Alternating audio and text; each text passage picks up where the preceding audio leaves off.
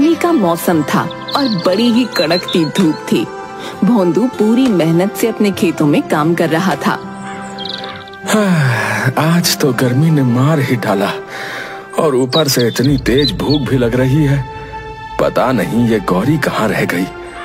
अब तक तो उसे खाना लेकर आ जाना चाहिए था।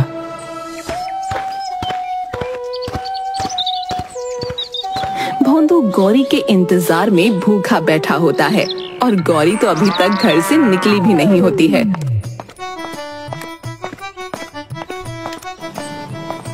ये मैं खाने का डब्बा तेरे गले में टांग रही हूँ, सीधा खेतों में जाकर अपने मालिक को ही देना।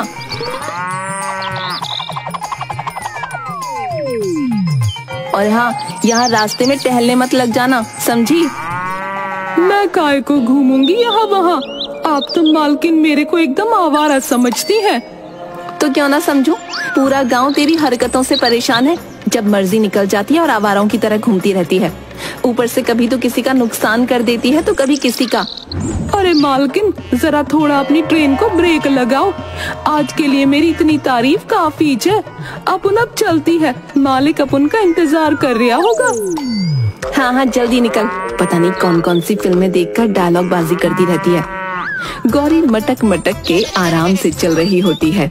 उसकी चाल एकदम ऐसी होती है कि मानो कोई हीरोइन चल रही हो। अरे ओ गौरी, अरे कहाँ चली हमारे गांव की हीरोइनी? अरे भीड़ू, मेरे गले में डब्बा नहीं दिखता क्या तुमको? मैं जा रही है अपने मालिक को खाना देने। अच्छा अच्छा, जाओ जाओ, बस याद रखना कहीं भूल मत जाना। अरे ये सब के सब मेरे पीछे पड़ गए हैं।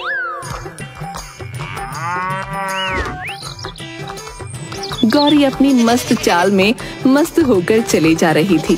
तभी उसकी नजर मंगत लाल के बगीचे पर पड़ी, जिसमें हरी भरी सब्जियां लगी थीं। आहा, क्या खुशबू है, माँ कसम, मजा ही आ गया। इस खुशबू ने तो मेरी भूख बढ़ा दी। अब मैं अपने लालची मन को कैसे रोकूं?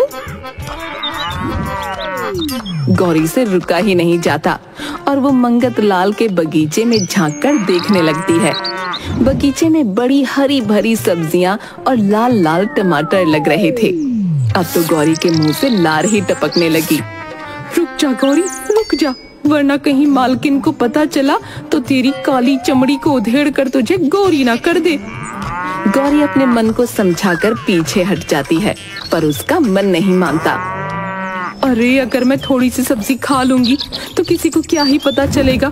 बगीचे में अभी मंगत लाल है भी नहीं। गौरी चुपके से मंगत लाल के बगीचे में घुस जाती है और उसकी सब्जियां खाना शुरू कर देती है। थोड़ी थोड़ी करके भी गौरी का मन नहीं भरता और वो मंगत लाल का पूरा बगीचा उजाड़ देती है। हे भगवान, इस गौरी ने तो मेरा पूरा का पूरा बगीचा उजाड़ डाला। मैं इसे आज नहीं छोड़ूंगा।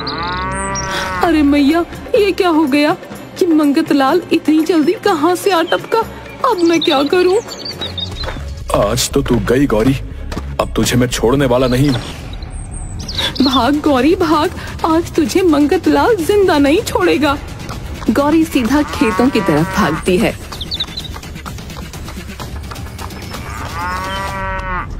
अरे गौरी, क्या हुआ? तू ऐसे भागती हुई क्यों आ रही है?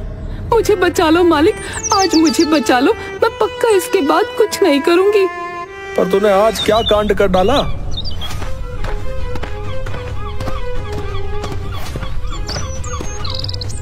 मेरा पूरा बगीचा उजाड़ कर भागी है तुम्हारी गौरी। पता है कितना नुकसान कर दिया मेरा? मुझे अभी के अभी अपने नुकसान की भरपाई चाहिए। ये क्या किया गौरी तूने? तुझे पता है ना घर के हालात क्या हैं, और तूने इतना बड़ा नुकसान कर डाला। मुझसे गलती हो गई मालिक, और इस मंगत लाल ने भी तो अपना बगीचा खुला छोड़ रखा था। अब हम जानवर तो इतनी ताजी ताजी सब्जियां देखकर मचल ही जाएंगे ना। ओहो हो, देखो तो, ये तो वही बात हो गई कि उल्टा चोर कोतवाल को डांटे। देखो मंगत लाल, मेरी गौरी ने बहुत बड़ी गलती की है। तुम इसे इस बार माफ कर दो। ये आगे से तुम्हारे बगीचे के आसपास भी नहीं दिखेगी, है ना गौरी? आई शपथ, मैं बिल्कुल नहीं दिखेगी। मैं ये सब नहीं जानता। मुझे मेरे नुकसान की भरपाई चाहिए बस, वरना मैं सरपंच के पास जा रहा हूं।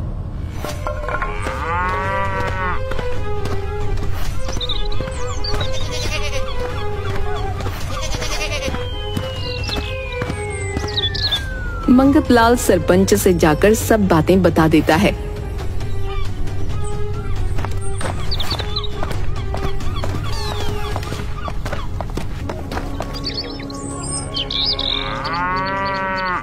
सरपंच गौरी और भोंदू को खड़ा करके उनसे बगीचे की भरपाई करने को बोलता है, पर भोंदू के पास बिल्कुल पैसे नहीं होते। अगर तुम मंगतलाल को पैसे नहीं दे सकते तो तुमको उसके बदले अपनी भैंस देनी होगी। हाँ हाँ, हमें कोई दिक्कत नहीं है, आप ये भैंस मंगतलाल को दे दो। पर लाजो, ये गौरी बस एक भैंस नहीं है, ये बचपन से मेरे साथ है। पता है ना, इसने एक बार मेरी जान भी बचाई थी। तो क्या अब हमारी जान लेगी? सरपंच जी, आप ये भैंस मंगतलाल को दे दो। नहीं नहीं सरपंच जी, कोई और रास्ता तो होगा। एक रास्ता है, तुम भैंस के बदले अपने खेतों की कुछ जमीन मंगतलाल को दे दो तो उसके नुकसान की भरपाई हो जाएगी। अब भोंदू सोच में पड़ जाता है कि मंगतलाल को अपनी जमीन दे या गौरी को। मुझे सोचने के लिए एक दिन का वक्त चाहिए सरपंच जी। ठीक है, तुम अच्छे से सोच लो और कल तक बता देना। अच्छा? अरे इसमें सोचने जैसा क्या था? चुपचाप इस भैंस को दे देना था ना उस मंगतलाल को। क्या इस भैंस को बचाने के लिए जमीन दे दोगे? अरे लाजो, बस भी करो, मुझे जरा कल तक सोचने का मौका तो दो।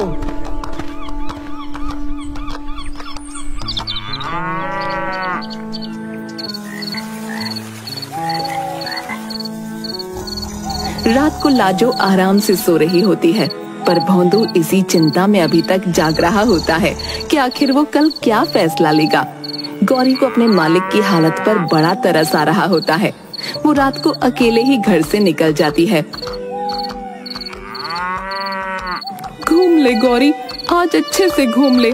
कल मालिक तुझे उस मंगतलाल को दे देगा तो वो तुझे 24 घंटे खूंटे से बांध कर रखेगा। अरे यार, आज किसके घर में चोरी करें? हैं? तुझे क्या लगता है किसके घर में ज्यादा माल होगा? वो देख, मंगललाल के घर की खिड़की खुली पड़ी है। चल उसी के घर में चोरी करते हैं।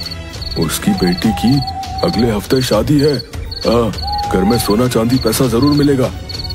हाँ, ये तो तूने सही बोला। चल चल, जल्दी चल।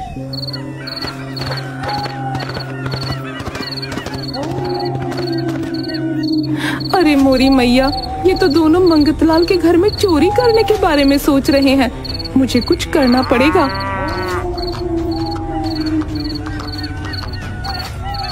दोनों चोर मंगतलाल के घर में घुस जाते हैं और वहाँ से सारे जेवर और पैसा पोटली में बांधकर खिड़की से कूदकर भागने लगते हैं। गौरी मंगतलाल के घर के आगे खड़ी होकर खूब आवाज देती है, पर मंगतलाल तो घोड़े बेचकर सोया पड़ा होता है। अब मुझे ही कुछ करना पड़ेगा। गौरी उन दोनों चोरों के पीछे भागती है। दोनों चोर गांव के कोने में एक टूटे फूटे घर में रहते हैं। वो घर के बाहर उस पोटली को जमीन में गाड़ देते हैं। अच्छा, तो यहाँ छुपा रहे हैं चोरी के गहने और पैसे। कोई नहीं, मैं भी बहुत तेज हूँ, इनके जाते ही सब निकाल लूंगी। जैसे ही दोनों चोर घर के अंदर सोने के लिए जाते हैं, गौरी जमीन खोदकर वो पोटली बाहर निकाल लेती है और अपने घर में आकर संभाल कर एक कोने में छुपा देती है। अब मैं मालिक को सुबह उठते ही सब बता दूंगी, फिर वो चोर भी पकड़े जाएंगे और मंगतलाल मुझसे खुश होकर मुझे माफ भी कर देगा। गौरी मजे से सो जाती है। जैसे ही सुबह होती है, भोंदू के घर के आगे शोर सुनाई देता है। सब लोग शोर सुनकर उठ जाते हैं। मैं बोल रहा हूँ, चोरी इसी ने की है। आप चाहो तो तलाशी ले लो घर की। ठीक है, तुम थोड़ा सब्र रखो। अरे अरे, ये मेरे घर में शोर कैसा है? मंगतलाल, तुम, सरपंच जी, आप, ये सब गांव वाले, आप सब इतनी सुबह सुबह यहाँ कैसे? अभी सब पता चल जाएगा।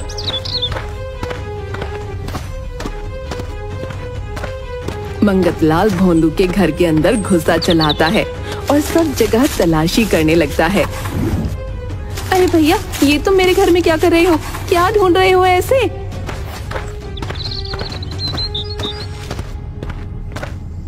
ये देखो सरपंच जी, मैं बिल्कुल सही था। इसने ही मेरे घर रात को चोरी की थी। ये तुमने बिल्कुल गलत किया भोंदू। हम तुमको ईमानदार किसान समझते थे, पर तुम तो चोरी करने पर आ गए। आज पंचायत में इसका फैसला होगा। चलो मंगतलाल। हे भगवान, आपने मंगतलाल के घर पर चोरी की? मुझे तो यकीन नहीं हो रहा। ये सब झूठ है लाजो। मैंने कोई चोरी नहीं की। ये सब कुछ मेरी भी समझ में नहीं आ रहा है। अरे ये तो सब उल्टा ही पड़ गया। मैंने तो मालिक को बचाने का सोचा था, पर मालिक तो चोरी के इल्जाम में फंस गए। कुछ सोच गौरी, कुछ सोच। ये सब जो हो रहा है वो तेरी वजह से हो रहा है। दिन के वक्त पंचायत में सब लोग इकट्ठा होते हैं। भोंदू बार बार यही बोलता रहता है कि उसने चोरी नहीं की, पर सबने देखा होता है कि गहने भोंदू के घर से मिले हैं, इसलिए भोंदू कसूरवार साबित होता है। तुम्हारे पास खुद को बचाने के लिए कोई सबूत नहीं है, इसलिए अब तुमको चोरी के जुर्म में जेल तो जाना ही पड़ेगा।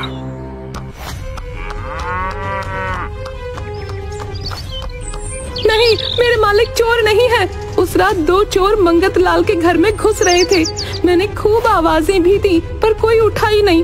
फिर मैंने उन चोरों का पीछा किया और वो पोटली वापस लाकर घर में रख दी, ताकि अगले दिन अपने मालिक को दे सकूं। पर सुबह सुबह ही मंगतलाल हमारे घर सबको लेकर आ गया। वाह जी वाह, कहानी तो कितनी बढ़िया सुना रही है गौरी। सुनाएगी भी क्यों नहीं, फिल्में जो इतनी देखती है।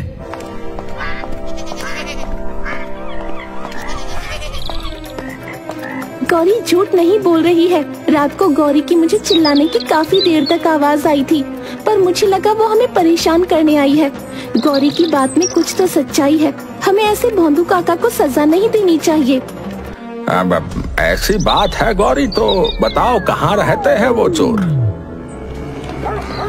गौरी सबको लेकर उन चोरों के घर जाती है। जैसे ही सरपंच घर का दरवाजा खोलता है तो सामने बैठे दोनों चोर चोरी किया हुआ पैसा गिन रहे होते हैं। गांव के लोगों को देख दोनों चोर खिड़की से भागने लगते हैं, पर गांव के लोग उनको पकड़ लेते हैं। अब पंचायत में दोनों चोरों को सजा मिलती है। भोंदू बेकसूर साबित होता है, पर अभी उसको फैसला लेना होगा कि वो मंगतलाल को अपनी जमीन देगा या अपनी भैंस। अब मुझे कुछ नहीं चाहिए सरपंच जी। आज गौरी की वजह से मेरे पैसे और मेरी बेटी के गहने मुझे वापस मिल गए। मुझे और क्या चाहिए। गौरी, तुमने मुझे बचा लिया। मैं तुम्हारा बहुत आभारी हूँ। हाँ, हम सब गौरी के आभारी हैं, क्योंकि गौरी ने न जाने कितने गरीब लोगों को लुटने से बचाया है। और भोंदू को अपनी गौरी पर बड़ा ही गर्व महसूस होता है।